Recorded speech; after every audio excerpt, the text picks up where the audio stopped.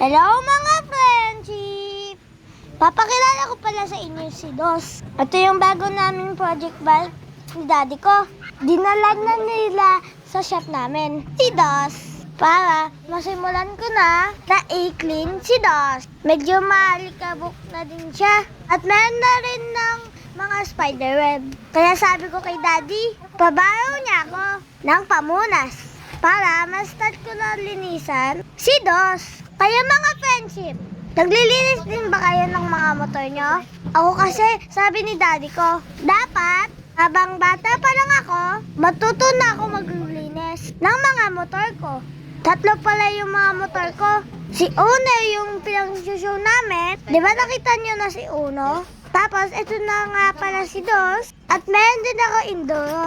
Ang pangalan naman niya ay Tres. Medyo matagal. Kunain sila na hindi nagagamit. Ang dami kasi namin ginagawa. Tapos, palagi pa umuulan. Tapos, nag-start na yung school. Pagkatapos naman ng school ko, may common ako. Kaya pag Saturday at Sunday lang, akong pwede magmotor. O mga friendship, abangan nyo, gaganda na din si Dos. Ito nga, iniipon na ni daddy ko.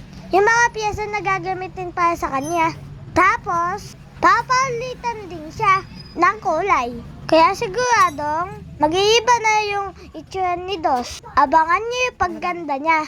Ako din, excited na ako. Kasi dalawa na kasi ipapasok sa motor show. Si Uno at si Dos. Shoutout pala kay Sian Rain, Baugbog, kay Dato King, Sari Uden, at sa classmate ko na si Maria Genesis Paneda. Hello po sa inyong lahat. Maraming thank you. Kasi sinusupport nyo pa din yung vlog ko. Kahit medyo matagal akong walang vlog. Hayaan nyo mga friendship. Ngayon, palagi na ako magbablog. Kaya palagi nyo na lang ako makikita. Sana, wag po kayo magsawa sa pag-support sa mga vlog ko. Umuulan na naman.